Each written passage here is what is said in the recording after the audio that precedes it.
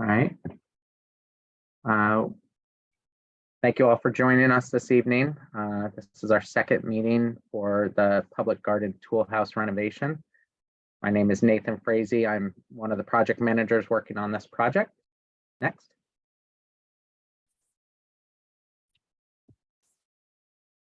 Ellen, you're muted.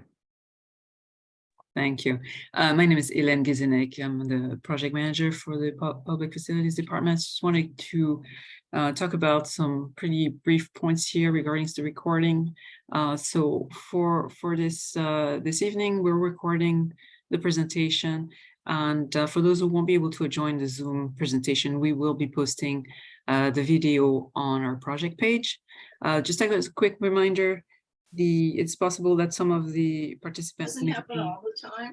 Recording via their camera, phone, and or other devices. So please do remember to turn your video as well as your microphone if you don't want to be recorded. Next. Regarding the etiquette for this meeting, we want to make sure that this is going to be a pleasant experience for everybody, the member of the community as well as the stakeholder. So please be respectful and mindful of each other's time when asking questions. Please do keep the questions project specific, and please wait until all attendees have answered the questions in order to before asking a new question. And then Nathan Frazee and myself, Hélène Gizenek, are always available to further discuss the project. So feel free to send us an email if you need to after this meeting. Next. Quick Zoom tips. Again, please do turn the video and microphone off if you during the presentation, so we can let the presenter finish what they have to say. If you must interject, just use the nonverbal cues, and they should be at the bottom of your screen. And then at the end of this meeting, we'll have a Q&A session. So there's 3 ways to participate or request permission to ask questions. One is via phone. You must dial *9 to request permission. You can always send us a little question via the chat box on the right-hand side of the screen, or raise your hand, and I think those should be at the bottom of the screen. Next.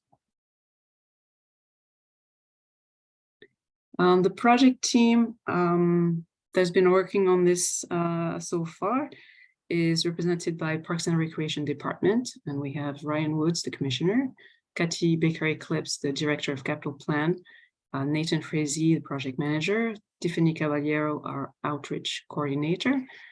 And for the Public Facilities Department, we have Carrie Griffin, our director, Evan Brickman, our assistant director of design, Lisa Guscott, our assistant director of operations, myself, Hélène Gizenek, project manager, Angela Chan, our senior review architect, and then representing the design team, who's done obviously the bulk of the work here, is Util Architecture and Planning, led by Britt Benson, the principal, Marissa Perot, project manager, Sarah Ritchie, project architect, and Sherry Young, project designer. And we also have Kyle Zick, landscape architecture. And Kyle Zick's on the call here, principal, who would be also presenting part of the tonight's presentation. Next. Briefly, so for the agenda this evening, we're going through the introductions now. We'll briefly talk about the goals and the schedule. We'll also talk about Parks Department goals and objectives, the context of the project, the history and the existing conditions, and then we'll show you the plans and the proposed addition, and then we'll end with a Q&A discussion. Next. Nathan, did you want to talk about that? Yeah. Okay. So the goals and objectives of this project is to address the critical repairs to the aging building on the site. We want to provide a maintenance facility that's sufficient for the needs and care of the public garden. And we want to improve the interior space for the Parks Department staff, as well as the Swan Boat team that utilize the building. Next. So in terms of project schedule, this project has been going on already. We've been in design for roughly about a year. We've gone through schematic design, and we're now in the mid portion of design development. and the community input. This is the second community input. We had one back in December of 22.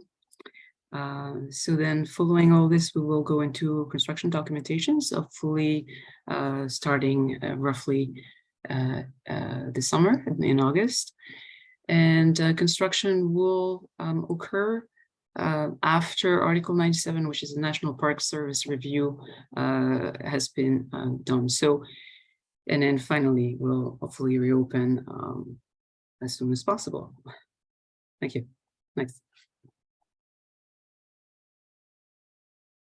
So just looking at the citywide priorities, this is specifically that some of these are not specific to the building, but what we want to look here particularly is climate resiliency, health, and community building. That specifically applies to our maintenance shed tool house here. Next slide. Within the Parks Department, we have our own set of goals, which include accessible and available to all, diverse, balanced, and efficient mixed use, meaningful and inclusion community engagement, adaptive and resilient landscapes, and in this case, building, and then promoting connections. Next. At this point, we're going to turn it over to our design team from UTEAL, Brett. Great. Thanks, Sinead and Hélène, for that introduction. So I'm going to start tonight, much like our first presentation back in November, by reviewing some of the surrounding context of the tool house. So just to orient everyone, the tool house is located in the public garden on Charles Street, just north of the Edward Everett Hale Monument. And as so many of you listening tonight know, the public garden is an extremely active, highly programmed, but also very peaceful refuge in the heart of the city. It's visited by tourists and residents alike at all times of the year, and it's one of the most photogenic places in the city. It's also big at 24 acres. The tool house is the only maintenance facility in the park. A little over 2/3 of the structure is dedicated to park maintenance. That's only 450 square feet of maintenance area to take care of over 1 million square feet of one of the most historic parks in America. So what's become abundantly clear to us over the past several months that we've studied this project is that Sammy Semeski and the entire Parks Department, with some very critical support from many friends and volunteers, keep this park shining with the barest of infrastructure to support their work.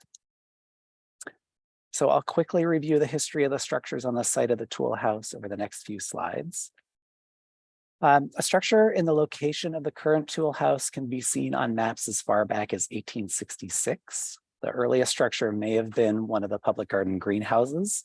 The building seen in the 1890 photograph on the left appears to be a similar design to the public comfort station for women only shown in the center in this 1912 issue of Engineering Review.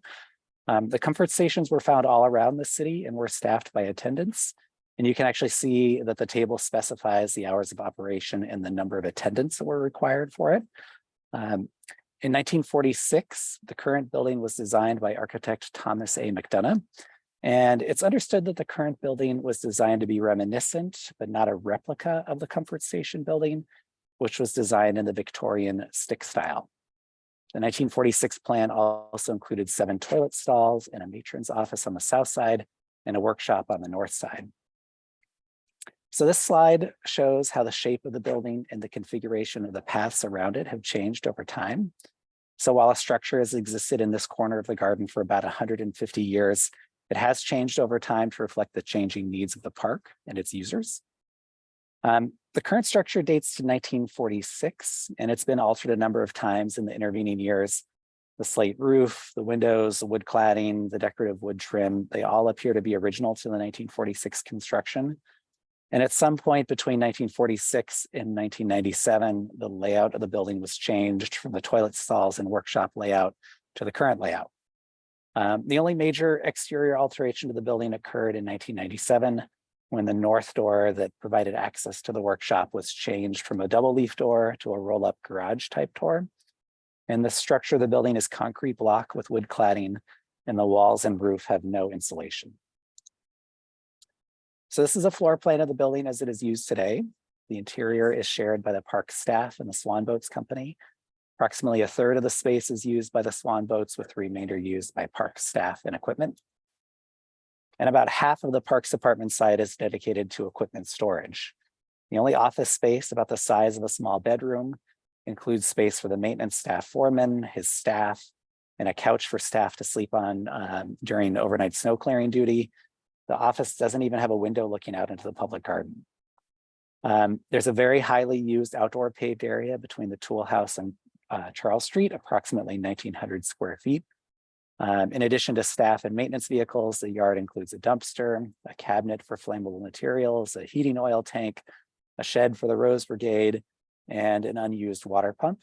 And outside of the yard, a 20-foot shipping container provides crucial additional equipment and storage for supplies. So on the next few slides, I'm going to take you on a photographic tour of the tool house, and then our landscape architect, Kyle Zick, will speak to the surrounding landscape. So starting with the exterior, you can see that the decorative wood trim roof profile and the cupola that give the structure its character. On the south side, which is a photo to the left, a swinging door provides access into the swan boat side of the building. Note that the door is a few steps up from the path, so it is not accessible. And on the north side, the photo on the right, a roll-up door provides the only access to the park's maintenance side of the building. Overall, the exterior of the building needs pretty significant repairs. And our approach to the existing building is to keep and repair rather than replace as much of the original as possible. The slate roof and the associated flashings are in pretty poor condition, and the gutter has completely failed. There's quite a bit of deterioration to the wooden wall elements as a result of this failure. And some of the pieced together decorative elements have come apart, leaving pretty large holes for squirrels and other creatures to take residence inside. The bottoms of the vertical sheathing have absorbed water over the years, and some have deteriorated as well. The interior of the park's garage is highly organized, making use of all the space available. This is what currently takes care of 1 million square feet of park space.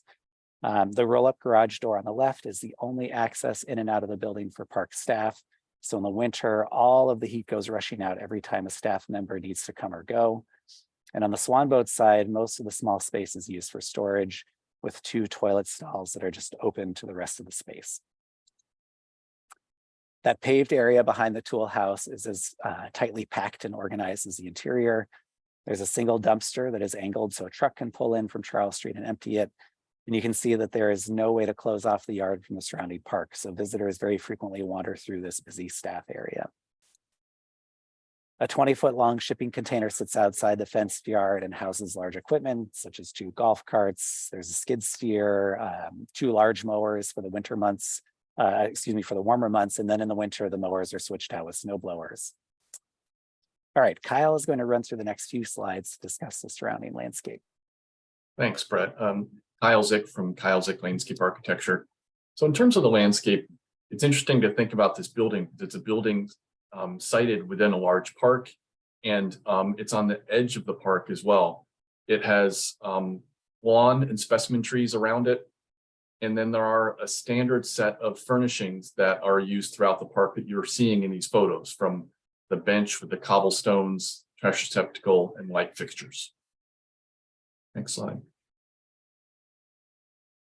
The pathways are asphalt within the park and in good condition. The photo on the left is a photo for basically maintenance access to the building, but it is actually very enticing for visitors. The photo on the right shows the Charles Street edge with the maintenance yard and the building beyond. The brick pavement is in poor condition. The maintenance yard is fairly well screened with planting, and it also obscures the solid fence, the screen fence that surrounds the yard. Next slide. So in terms of plan view, Brett already gave you an orientation in terms of where the tool house was in the larger context, but as we start to zoom into the site plan, we'll orient you more. On the lower middle of this plan is the tool house with the maintenance yard and the shipping container identified. The lagoon is at the top part of the page, colored in blue, and then Charles Street runs at the bottom of the page. The Beacon Street entrance at Charles is at the very lower right. In terms of the existing conditions, we have a number of different goals for the project. And I think a lot of those goals start with the word clarify. And the first one is we need to clarify that this is a private maintenance facility.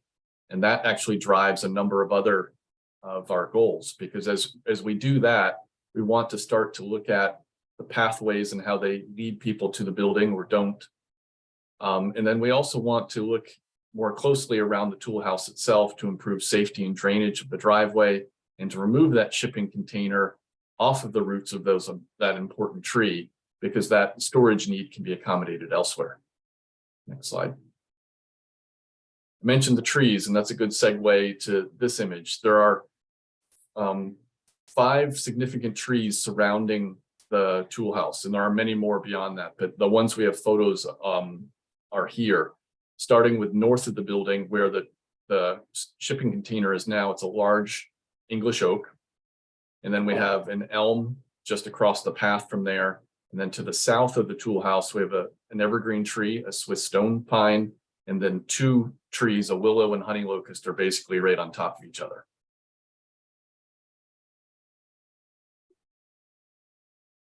Great, thanks, Kyle. So with that rather lengthy introduction that we all gave to you, we're going to next show you our proposed renovation and the addition of the tool house, really trying to create a maintenance facility that meets the needs of the Parks Department and the Swan Boat staff, but also respects the character of the historic setting of the public garden. And just, given the importance of the setting, there are understandably many stakeholders who have a hand in reviewing this project. You can see we're about halfway through the design process. We're going to take all of the input we received tonight and incorporate it into a more refined design that we'll present to the Boston Landmarks Commission at least twice in the coming months for their approval. And as Kyle was mentioning, we're really quite limited in terms of the area where we can consider expanding the maintenance functions of the public garden. So first, we don't want to introduce a new maintenance function in the garden that's away from the existing tool house. Second, we want to maintain the prominence of the existing 1940s building from the public garden side, since the building's picturesque stick style really contributes to the character of the garden. And this is actually a point that the Landmarks Commission made very clear to us as well. Excuse me. So any addition needs to be located behind the existing building. To the north and south, we're constrained by the specimen trees that Kyle just described. And to the east, we're constrained by the Charles Street sidewalk. So that really leaves a small area in yellow where we can consider an expansion. And I'm going to be honest, it hasn't been easy. We've tried many options that balance the competing needs of the garden and its maintenance. And we've been pretty lucky to have a patient client and stakeholders as we work through these options. So what we're proposing is a new maintenance building located to the east of the existing structure and set back 4.5 feet from Charles Street. The new building will house a garage for maintenance equipment, a workshop, an office for the maintenance foreman, a break room and changing room for the staff, and a restroom. The existing building will have a garage for additional equipment, as well as storage space and a restroom for the Swan boats. And given the historic character of the existing building, it's going to remain uninsulated, but will also be mostly unheated as well. The new building will be a high performance, low energy building and will be heated and cooled for the year-round staff. A paved area directly to the north of the existing building is going to be used as a temporary storage area for mulch and planting materials. And then the larger paved area will include parking for up to 2 vehicles, as well as dumpsters for trash and recycling. Overall, the paved area is reduced by 20% compared to the current condition. So I'm going to hand it back to Kyle to run through the next few slides to discuss the landscape. Thanks, Brett. So anytime we plan a project in a historic park, it's really important to plan for the site preparation. And what that means is, what do we protect? Particularly things that are going to remain, we want to protect. And that utmost importance is the landscape. So how do we protect these specimen trees so that they're not impacted by construction? And then we clearly identify what might need to be relocated or removed. So in terms of removal, I talked about clarification of the walkways. So the walkways leading to the south entrance, to the north entrance in the maintenance yard, that asphalt will be removed. And I'll show on the next slide how that will be replaced. And then we'll relocate one of the standard benches that I talked about. And then we'll remove some of the foundation planting that surrounds the building and the maintenance yard fence. Next slide. So just to focus on some of those things, the upper left is an image of a bench that will need to be relocated. And it is a bench that's dedicated. So we'll take this whole collection, this group of elements from the cobblestone to the bench and the plaque and move it together. The upper right, there's some of the foundation planting that's fairly old. It's getting a little thin around the base of the tool house itself. And then the bottom two images really just stress the importance of protecting the existing trees and changing how we can perform some of the maintenance functions to get some of that equipment out from underneath the trees. So in terms of the proposed site plan, I think Brett walked you through the building and the maintenance yard in general, but I'll start with the pathways because I mentioned our goals in terms of clarifying the use of this building. So on the north side, we have a 10-foot wide path that does not go directly north toward the Beacon Street entrance anymore. We come out of the building north and then hook to the northwest deliberately to one, allow easy in and out for the maintenance staff, but to not entice visitors to come right to the building. A secondary piece of that is that outside of the building, instead of being able to go right into the building itself, there's a lower fence that has a gate that creates a small maintenance yard outside of that existing building. On the south side of the existing building, we have a path that's narrowed to 5 feet, and it would be for access for the swan boats.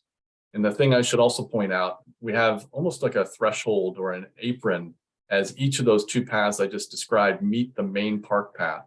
It would be cobblestone, just saying, all right, there's a break in the pavement, there's something a little different here. Then the planting around the building, we have foundation planting. It's all different types depending on if it's sun or shade, and it's all trying to be complementary to the public garden in general. The one thing I should also mention is that as part of the construction, we have stormwater management, and we'll be infiltrating the stormwater from the building roof and the pavement. All right, thanks, Kyle. So looking at the building again, we'll show you what the repaired existing building and the proposed addition will look like. So starting with the color palette, the current building is painted a monochrome green color, which helps it blend in with the surrounding landscape, but it also obscures some of the beautiful detailing that's a major part of the stick style design. So we're proposing to shift this color scheme slightly to a two-tone palette that better reflects and highlights the detailing of the existing building. The wall color of the addition will follow suit, so the new and the old are in a harmonious dialogue. So I'm going to walk you around the building over the next several slides, showing the existing condition and the proposed improvements. So here, starting from the north, this is a view from the paths that lead from the Charles and Beacon Street intersection. So in this view, you can see how the paths lead directly to the garage door of the tool house, as Kyle was explaining, and then the dumpster and storage container sitting to the left of the building. And in our proposed view, the pathway curves away from the tool house and restored landscape takes the place of the asphalt driveway. A new wood fence surrounds the maintenance yard, and it's going to weather to a natural silver gray color over time.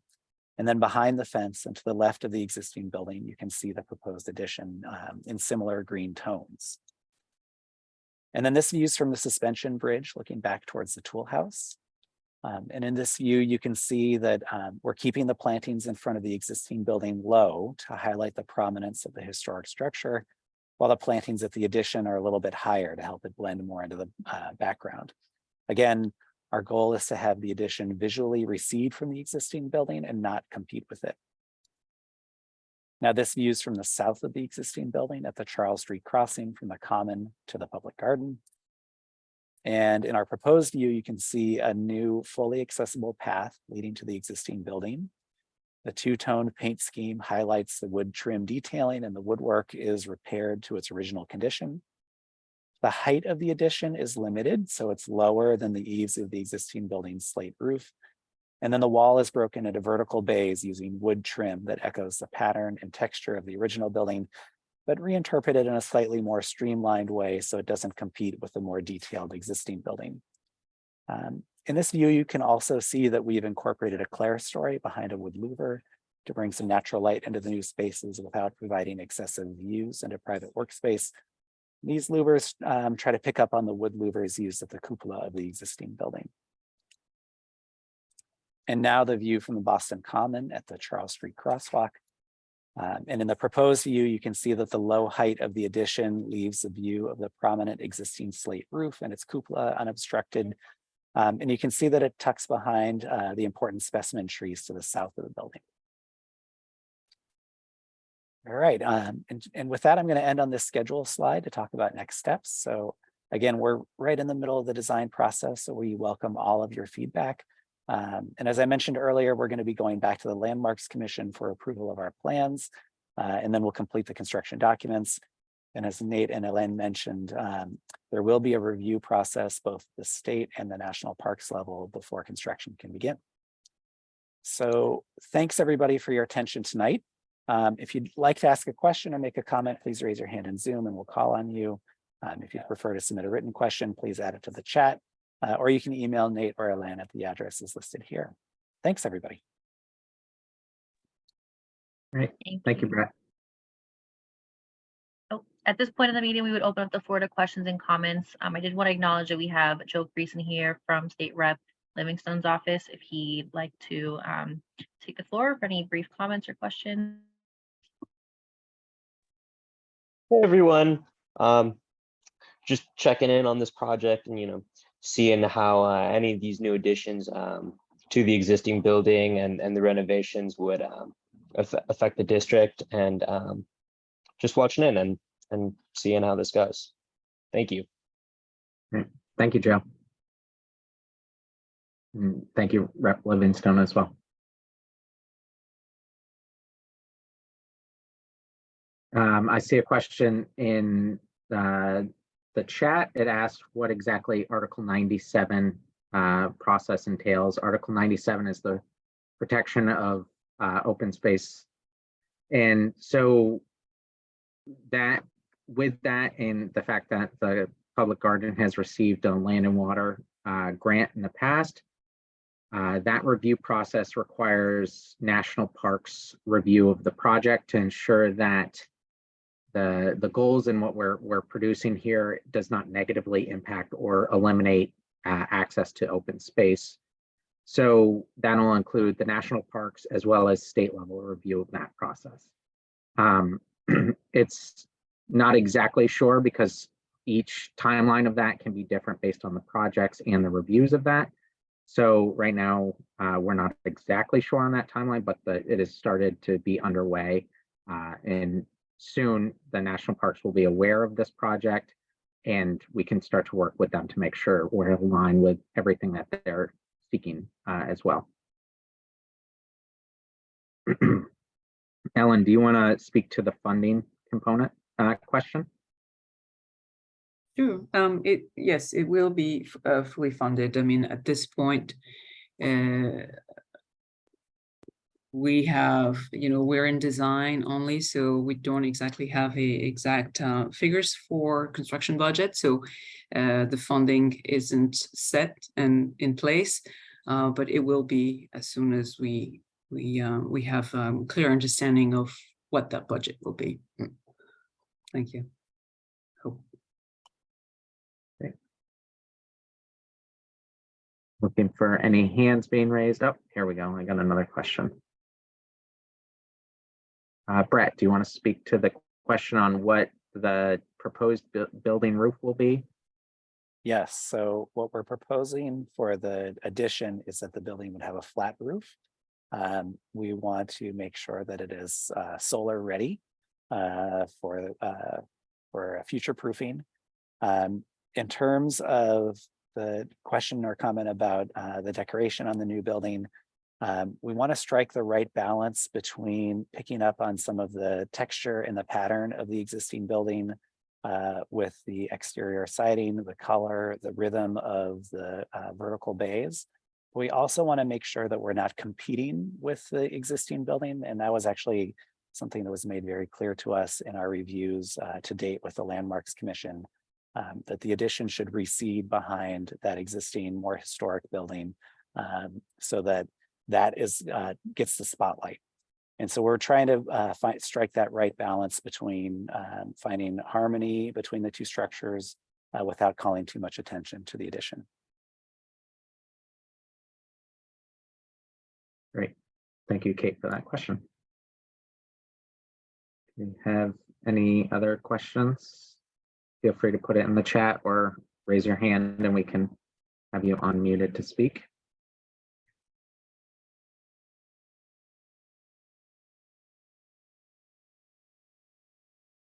Not seeing any. Is that a credit to our ability to present thoroughly, perhaps?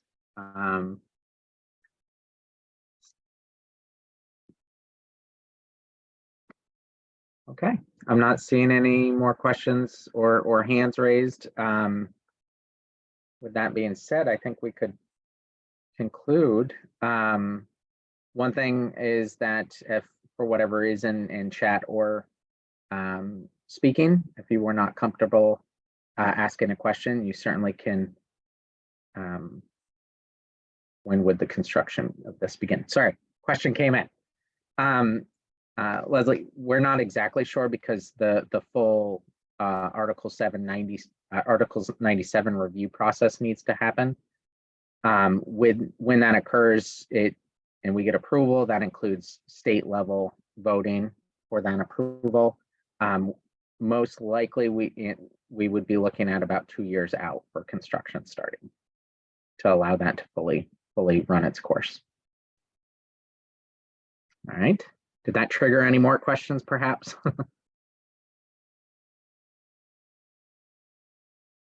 Okay. So if you did not feel comfortable typing in a question or speaking, you certainly can email Ellen or myself, and we'll be sure to respond with that, and we can include that in the meeting notes as well. Now questions are coming in. Perfect. Colin, what will happen to the traffic on the sidewalk on South Charles during construction? I can answer that. I mean, Yeah. we're obviously a little bit far away from that, and all those issues will be raised with a GC at the time, and of course we'll have many discussions before we set anything in place. But of course, the safety of everybody around the construction site will be very important to everybody. So we'll pay attention to what needs to happen to keep the sidewalks as safe around the construction, as well as the other pathways within the park. I hope I answered the question. Yeah. Thank you. Yeah, I think most likely we'll have a partial sidewalk closure. Just understanding that sidewalk is used by a lot of the cars that are parallel parking there as well. We would probably close it enough distance on each side of the work just to ensure nobody's crossing that line. All right. Any other questions, comments?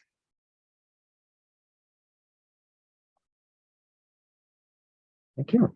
All right. Well, we'll be presenting next month as well to Landmarks. So we'll be getting their input as well. Feel free to attend that and continue to follow the project as well.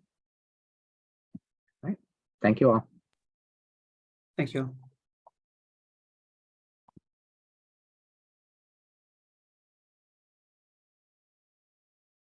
Tiffany, do you want to stop recording?